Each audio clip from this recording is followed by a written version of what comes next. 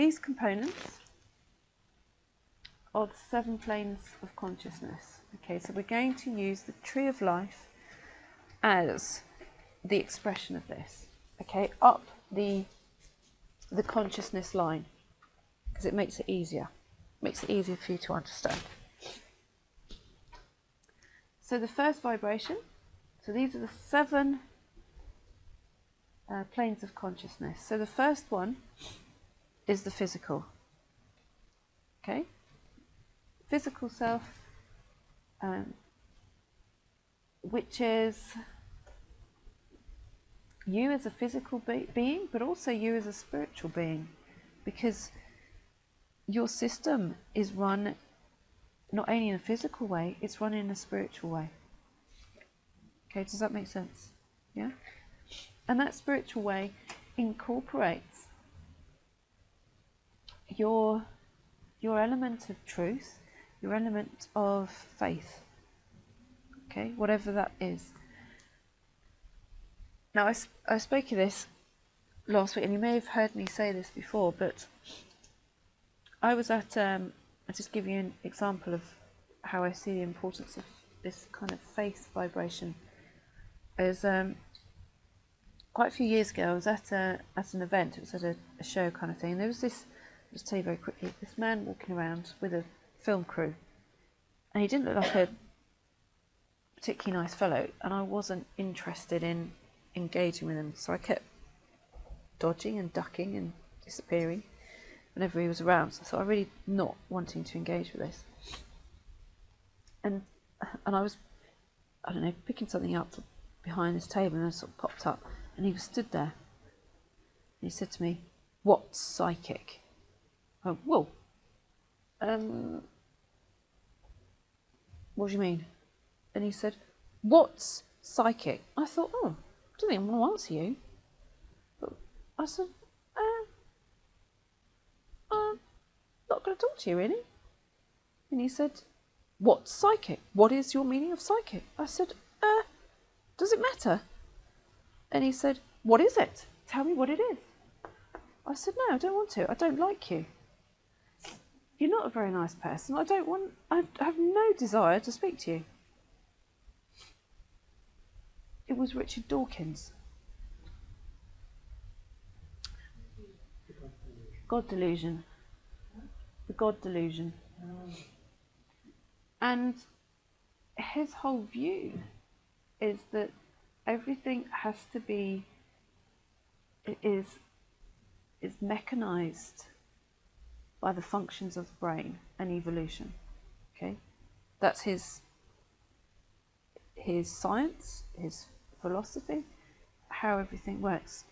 And what I saw in that person was, gosh, if that really is the truth, I sure as hell don't want to be in that space, because that is one very unhappy man. I didn't see a happy person in there. I didn't see a pleasant person in there. I saw a very aggressive, angry, disconnected individual. Does that make sense? I thought, do you know what? Faith is how I see people as being human. Whether that faith is partially externalized or it is totally internalized, that makes someone like us very aware of other people. Does that make sense? So in a physical sense, we still have to have that idea of faith. Okay? Next layer is the emotions. So the emotional plane, obviously spoken of in terms of the astral. So everyone exists in the physical and the emotional. Everybody. Everybody around has an awareness of the physical and emotional. Even if they don't know, even if they don't have a capacity to experience emotions, they know what they are. Okay? Next one is the mental field. Everyone has an expression within the mental field. Okay. The next one is what's known as the unity plane. I have to remind myself if this one is also known as the Buddhic.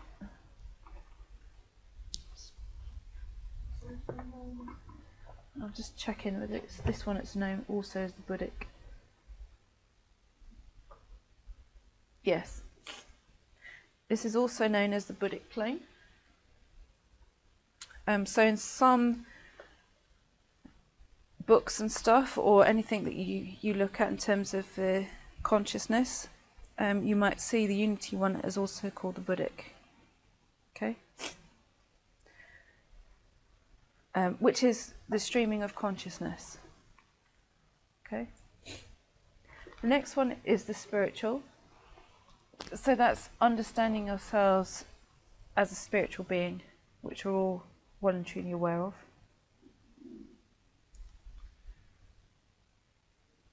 The next one is the divine.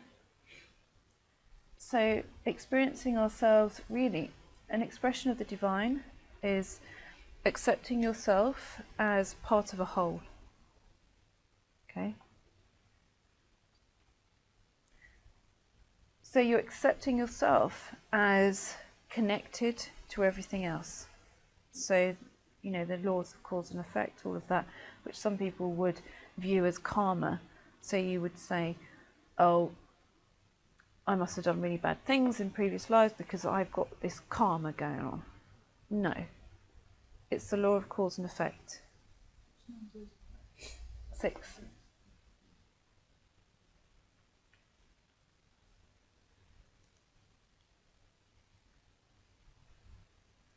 And number 7 is, you've all probably heard of the monad, yeah?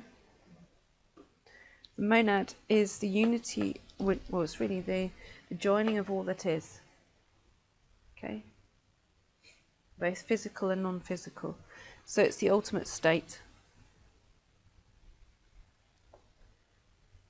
And within the tree of life, and definitely within the consciousness line, there's no separation.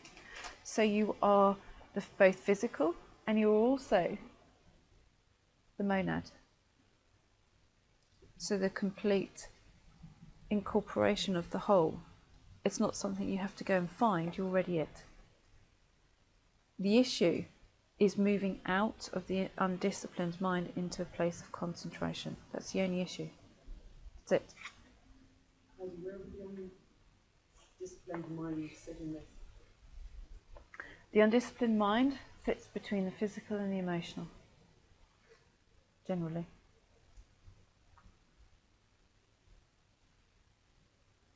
And in certain components as far as the mental is.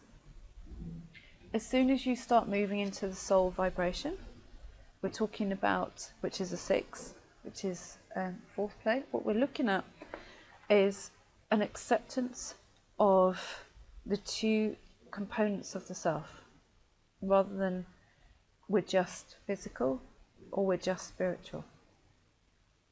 Okay, so the unity of those 2 components. So the 6th vibration, as an example, is that symbolism of the butterfly pushing against the chrysalis. So in order for the butterfly to take flight, it's got to build its wings. And it can't build its wings unless it pushes against something that's tough. Because if you let the butterfly out, its wings are not strong enough to fly. It has to push in order to build its strength. So the symbolism within that is the soul has to push to realize its strength. So it has to have an element of adversity in order to understand itself in its full capacity. Okay? Does that make sense? Yeah? That's why I'm saying to you is that challenging moments are not a test. They are to build your strength. So trying to avoid them means you're trying to avoid building the soul vibration.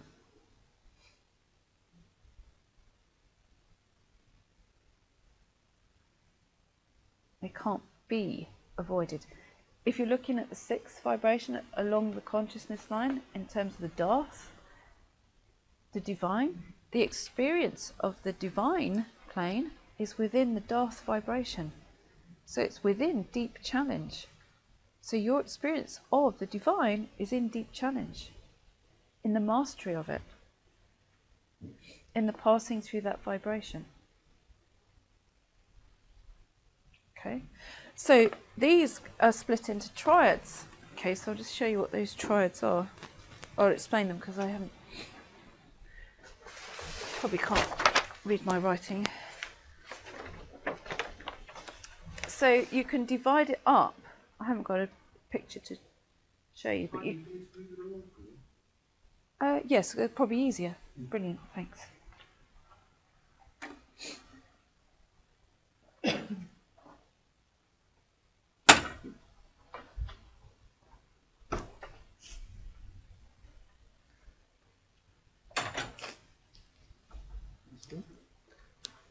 Brilliant. So what we've got, okay, I'll explain these for those of you who can't see it, is the first triad, okay? The first triad is the vibration of the persona, okay? So your personal world, the personality. So the first triad, this is the triads of consciousness, okay? So the first triad is the persona, and so what you're doing in the first triad is working through the personality. So you're beginning to understand the everyday self. Okay, the personality self, the physical self. In the persona, so the first triad, it is a place where you exercise addiction by satisfying the physical sensations. Okay, so you know I'm talking about the hindrance, and that it's the desire, it's the pursuit of the senses, satisfying the senses. Okay, so in the first triad, that's what you're doing, is satisfying the senses. So therefore that can manifest in kind of addictive type behaviours. Okay. It is also, the first triad is, it's the burying of emotion and the stimulation of emotion. So what you're doing is trying to bring it up and push it down, bring it up and push it down. Feel, push it down. Why do you think people run from certain things in their life? They think, oh, that's not what I want, and then they run. It's the stimulation of those senses, which is through the first triad. This is the different stages of consciousness. Okay, so the energies that reflect the first triad are the 110, the 7, the 8, and the 9. Okay, so if you are a 110, a 7, 8, or a 9 vibration, okay, so your particular life code, so you add up all the numbers in your birth date, you get down to a single figure, then you are exercising the lessons of the first triad in your lifetime. Okay, so who's a 110, a 7, 8, or a 9? So a lot of you. So you're exercising some of those challenges. Okay, so these will be your bigger things to work through in life. Okay, so the harnessing, the mastering of emotion, and it's likely that if you're working the first triad, in my experience, that you have got early life issues, and pretty strong ones quite often, because your very foundations are not strong. Okay, so you're really utilizing your expression of those in your lifetime. So you're really understanding that in terms of your consciousness. You're mastering. So your main lesson is to master the personality, to master the workings of it, where you're comfortable with it. So you will have found that you've perhaps passed through elements of addiction, or you've been on the receiving end of it. Okay? Where your main carer, even in early life, was focused on satisfying the physical sensations. So it was all about them and not about you. So you didn't exist. You're not important enough. Because you know what? They had you to serve them. Does that make sense? Why did you choose that? You think, oh, couldn't I have chosen better? Well, you did that because it's part of your soul growth, your consciousness growth, how much you can do in this lifetime, given that you have no foundation. Okay, so you have to learn your foundation. So your big challenge is to work through those sensations of, when am I ever going to feel safe? Is safe an elusive thing? Who's going to give me safety? Well, it's no one. That safety is going to be learnt safety, and it's going to be the best that is possible. And that best that is possible is stabilised within the self. Okay? The second triad, this is the soul growth. Okay, so if you're a 6, a 5 or a 4, your focus is in the second triad in terms of your lifetime, what you're learning. Okay? So you may have had some of the things of the personality, but you found that those are easy to move through because your focus isn't actually in that, it's in this second triad. Okay, so the second triad is that there's a realization that there is something beyond the personality. So you have this very strong compulsion to work beyond the personality. That your path in life is the healing of addiction. So either then that you have found yourself passing through it, or you're healing the family addiction line. Okay? You will also find that in the second triad, your soul learning is through relationships. Okay, so you may find that if you're in the second triad, you have a constant issue or things to resolve or things to work through or things to learn from as far as relationships are concerned. It doesn't mean romantic relationships, it can mean all kinds of relationship dynamics, because that is what you're learning as part of your soul growth. Okay, as part of the lessons of the second triad in your consciousness. So if you're a 6, a 5 or a 4, you'll be learning through or taking the opportunity to learn through the second triad. Who's one of those? Okay, does that make sense? Yeah?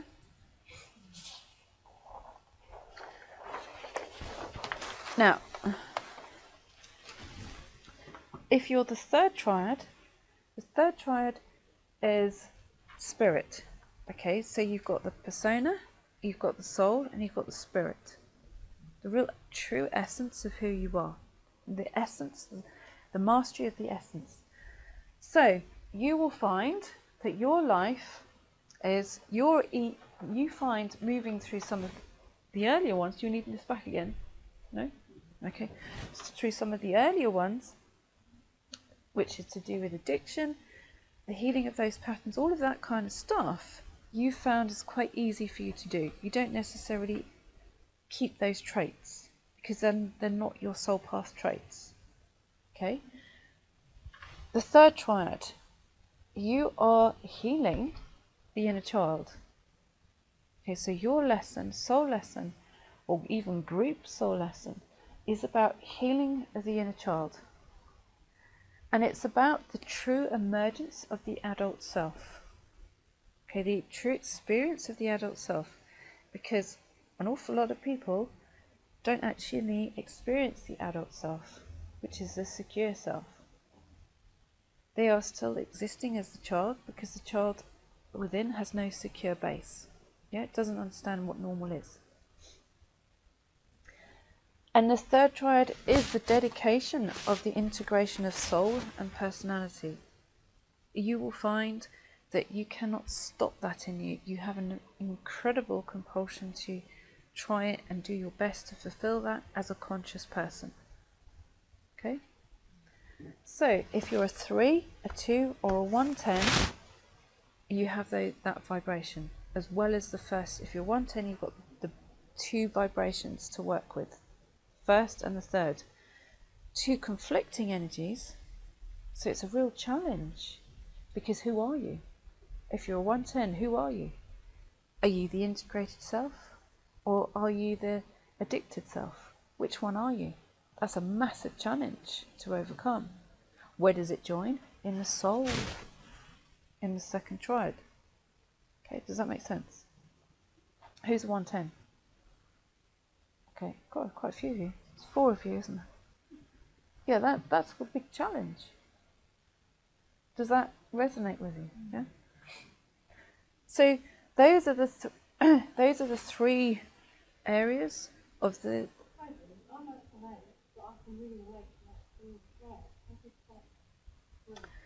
Well, as an 8, let's go back. Okay. Okay, so your first area to work with. So the third one resonates with you. That's where, that's where you want to be. Okay, but what your soul growth will be saying is that even though that's what you feel that you want to focus on, your main issue is within the personality.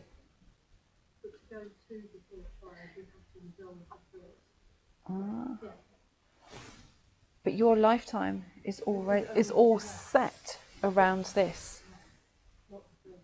Well, the third will come as a byproduct.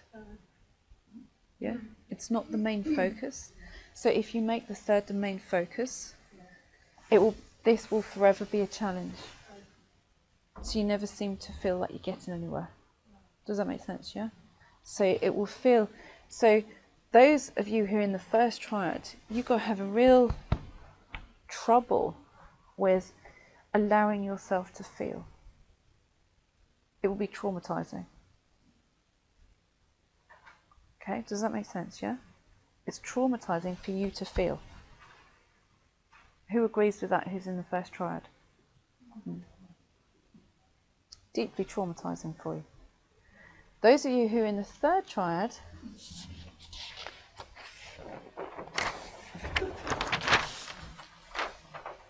find it a lot easier to feel. Okay? You're okay with it, and if you have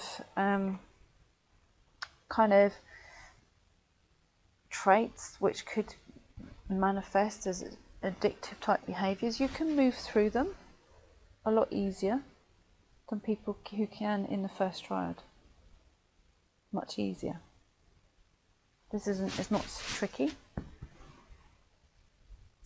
So third triad people are usually used to extreme environments that they've learnt how to handle. And quite often it's because they've got the inner child component is they've always had to parent themselves. So therefore, what's new? Okay? So who's a 3, a 2 or a 110 where that resonates? Yeah. So what's new? Relying on someone else? Must be joking. We don't do things like that in the third triad. Huh. No one can be relied upon. No one. And guess what? People in the third triad get ill. They get sick.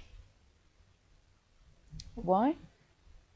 because they have issues to the level of which they don't trust anyone to help them, so they will suffer for longer. So if you're in the third triad, it's taking you a lot of effort to ask for help. That's your challenge. Yeah? Whereas if you're in the first triad, you find it easier to ask for help. But to pass through the challenge is a little bit more tricky. Okay? But it's all part of your learning, your experience and your expression within aspects of consciousness. But you also have to understand that different triads will progress at different speeds dependent on your main areas that you're working through in your life. Okay?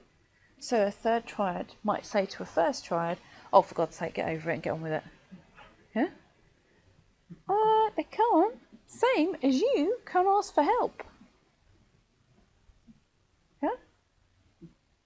That's how it works. But if you were to talk to someone as a third triad, someone who's in the first triad, you ask them for advice, they'd probably give you some really good stuff. And you think, oh, that's really good, that's really wise things. How come I just can't connect with it? Well, because they worked through it. Bucket loads of it. Okay? Does that all make sense? Yeah? So, what we're going to do now, just for a moment, is we're going to have a look, everyone in here is going to have a look at a component of the third triad. Okay? And you're going to have a look at the inner child, because I think that this is an important component of the integration of the personality with the soul, because internally what you're looking at is the child, so the wild child, and the dismissive adult. Okay? So you as the dismissive adult kind of going, well, nothing to do with me, and this child inside doing its nut. Either it's trying to scream for attention, or it's been so unattended to that it's run off and hidden somewhere.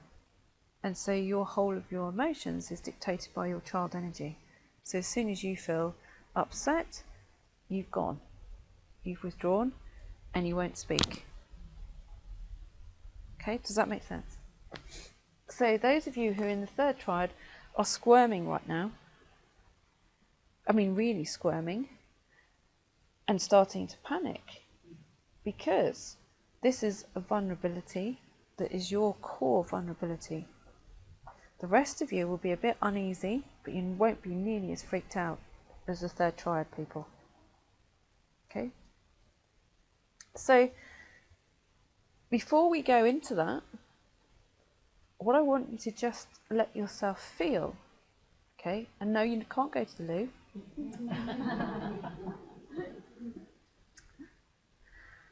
Is what I want you to feel, because that's hilarious. Do you know what? As soon as they start to do something that is uncomfortable for people, they want to go to the loo. It's an escape thing. They want to go to the loo, or if I'm talking to them on the phone, guaranteed the thing will cut off. Every single time. It really annoys me. And do you know what? It even does it. You know, in the teleseminar, it even cuts off in that. There's chaos down our end. Going, oh my God, the flipping thing's cut off again. I've got to get it back on. Whilst you're still listening. And it's every time you approach something that is in the group consciousness which is uncomfortable, it just goes bang. That's it. Shut you down. So no, you can't go to the loo. So you're going to have to hold it. What it's about is, what I want you to do just for a minute is to sit there in allowing your system to imagine yourself as the recovering lion, where it's sitting there just having a mooch. Okay? Let yourself panic. Let yourself pass through that feeling vibration of panic. And believe me, I can feel there's an awful lot of panic. Let yourself trust that you're in a safe environment. Okay? No one in this room is going to attack your energy. Because what I want you to feel is what the possibilities are. Okay? Because you never let yourself do it. So just sit there for a moment and feel the possibilities.